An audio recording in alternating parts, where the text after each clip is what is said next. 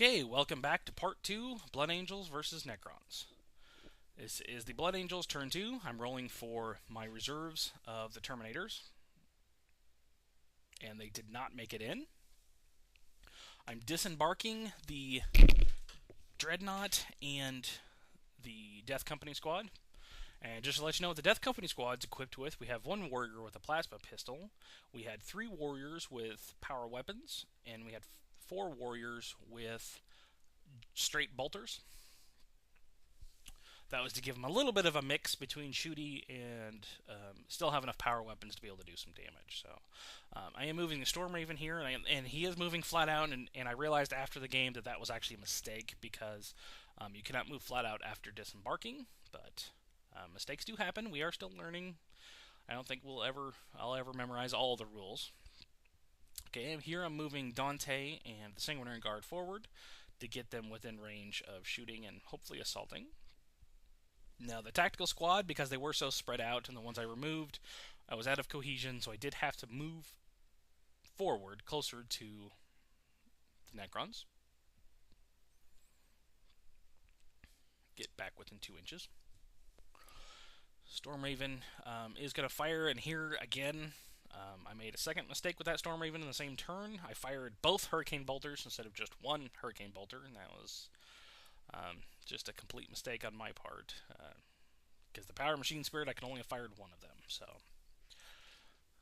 but I did get 2 wounds against him, and they went down. And at this point, I'm firing the tactical squad at his Scarabs. And one of them, the red die there, is the Melt-A-Gun. So it's enough to instant kill, and he does fail the save on the Melt-A-Gun, and he does make the saves. He just fails one other save. So one of them is instant killed, and one of them takes a single wound. So,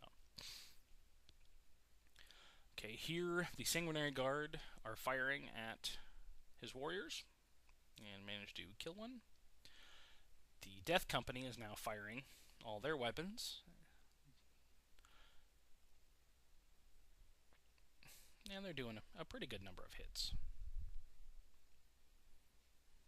He does get saves on most of those, and he fails, I think, just the one.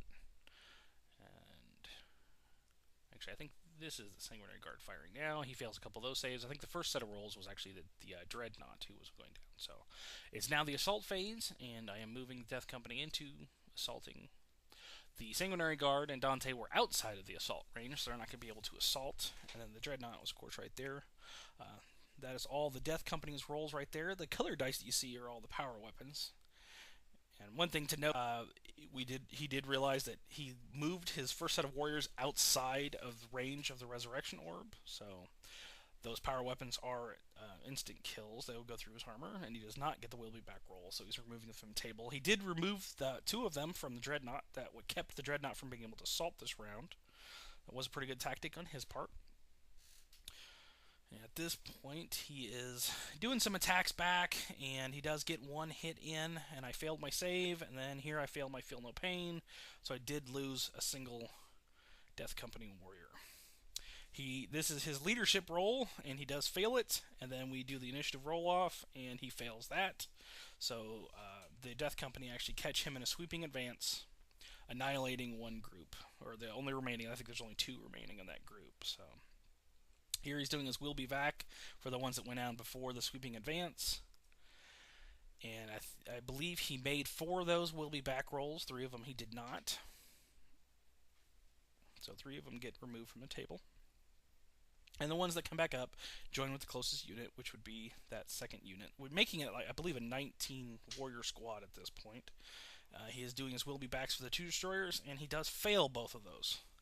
So, unfortunately, 2 of his destroyers do come off the table, and it's unfortunate because they only went down due to my mistake with the Hurricane Bolter, so I do kind of feel bad about that. But he deep strikes in the Monolith, and he chooses to kind of keep it away from me, the blocking terrain.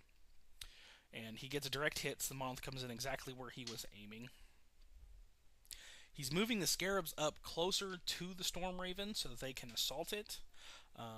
He did realize after the fact that this was a mistake, because he was under the impression that the Swarm did not add the cover save, but it does. And here he's shooting his Necron warriors at my Death Company, and as you can see, he got a lot of wounds in, but I only failed 3 of my armor saves and failed 2 of the Feel No Pain. So I actually have all those shots, only lost 2, and I believe he was in rapid fire range from all but I think 2. So it was a lot of shots. And again, this was the destroyers firing at the tactical squad, and he did get 5 hits in, but I made all my armor and my Feel No Pain, so I did not take a single wound from the Feel No Pain. Excuse me, not armor, it was the cover save. And here he did 6 hits against the Sanguinary Guard with his blast template from the Monolith, and one of them was on the hole, so it was an AP1, and the other 2 I failed my cover save. So I did lose 3 of my Sanguinary Guard that turn. Okay, this is the top of the third. I'm rolling for the deep striking of the Terminators, and they do come in from reserves this turn. Based on the way the board's set up, I decided to put them close to the destroyers. My goal was to get some more shots off at the destroyers, and I did scatter, and I scattered 10 inches straight into his warrior squad, so I did have a mishap, and I rolled a 1, and I lost all 5 Terminators to perils of the war, or the failure to the warp, lost the warp, whatever that actual rule is, which was a terrible thing, but it did tie the score up to 1-1. Moving the Sanguinary Guard that are left and Dante closer. Moving the Dreadnought up to get him within assault range of the Lord, and then moving the Death Company in to block. To do what they do best. Moving the Storm Raven just 6 inches so that I could fire all my weapons freely, close, and getting him up close to the destroyers. I figured at this point, it's close to the end of the game, if I can do enough damage, I can get him to phase out right away. That was my goal. And move the tactical squad closer to get them in assault range of the Scarabs.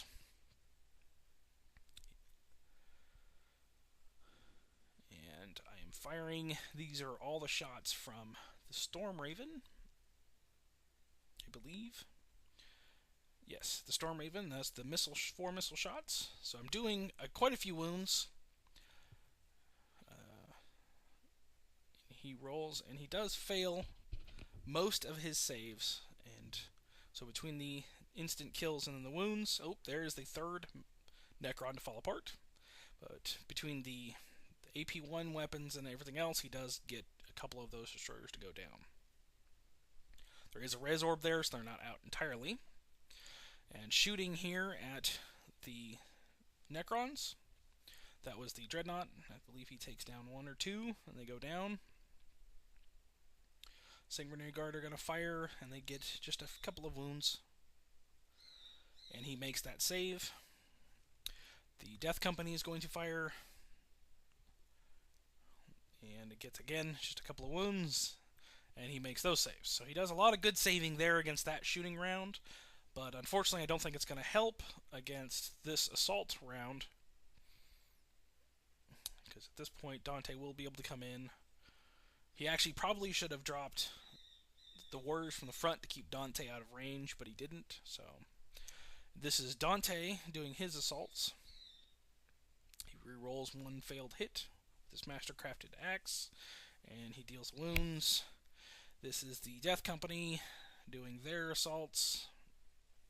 He does quite a few wounds. Again, I'm sorry about the camera angle. We'll remember that for next time and make sure the camera's in a better place. And then this is, I believe, the Dreadnought assaulting. Yes, and the Dreadnought's against the Lord specifically, and he gets 1 good hit off, which instant kills that Lord. Which, the Lord does have a res orb, so he just goes down, and he will be back. As you can see, he lost a lot of guys in that combat. He does do a couple of attacks and then back, and I did lose 1 Sanguinary Guard. We realize I did forget to assault with the Sanguinary Guard, but as you can see, it's not going to make too much of a difference. I also forgot to actually move and assault the tactical squad, but he did allow me to do that. And then I move them in against the Scarabs, getting a couple of their attacks off. And I do quite a few wounds. There is the 4th and final Necron model to fall apart in this game. It's a Scarab again. Oh, and here we're doing the rest of the assaults. I guess the Priest was the first one, and now we're doing the rest of the assaults, and he fails enough of those saves that he actually loses, I believe, 2 of the scarabs there. So he only has 1 scarab left, so he rolls his leadership and fails. Does the sweeping advance, we roll off, and I pass. I beat him, so he loses the scarab to the sweeping advance. And I consolidate the tactical squad after that, closer to the warriors. And then we roll off on the Necron warrior squad, and he fails that leadership, so the Blood Angels do win. Sweeping advance. He does not come back with his will be back. So thank you for watching. Please comment with anything else you'd like to see. This is a learning experience. Thank you.